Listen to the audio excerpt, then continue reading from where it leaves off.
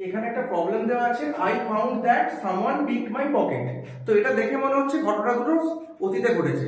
এবারে দুটো ঘটনা যদি অতীতে ঘটে, আমি দেখেছিলাম আই ফাউন্ড দ্যাট যে সামওয়ান পিকড মাই পকেট, কেউ একজন আমার পকেট মেরেছে। তো এবারে দুটো ঘটনা অতীতে হলে কি করতে হয়, যেটা মানে সব থেকে আগে ঘটবে সেই ঘটনাটা পাস্ট পারফেক্ট করতে হয়, আর অন্যটা সিম্পল পাস্টে লিখতে হয়। নিশ্চয়ই এখান থেকে দেখে বোঝা যাচ্ছে আগে নিশ্চয়ই পকেট মেরেছে, তারপর আমি দেখেছি। পকেট মারার আগে কি দেখবো? দেখতে পাবো না কিছু। তাহলে পকেট মারাটা আগে ঘটেছে। তো এই জায়গাটা আমাকে পাস্ট পারফেক্ট করতে হবে। দুটো ঘটনা পাস্ট হলে অধিকতর অতীতটাকে আমাকে পাস্ট পারফেক্ট করতে হয়। তো পাস্ট পারফেক্টের নিয়ম কি? Had plus V3। তাহলে আমি এখানে একটা হ্যাড দেবো, তাহলে আমার প্রবলেম সলভ। Thank you.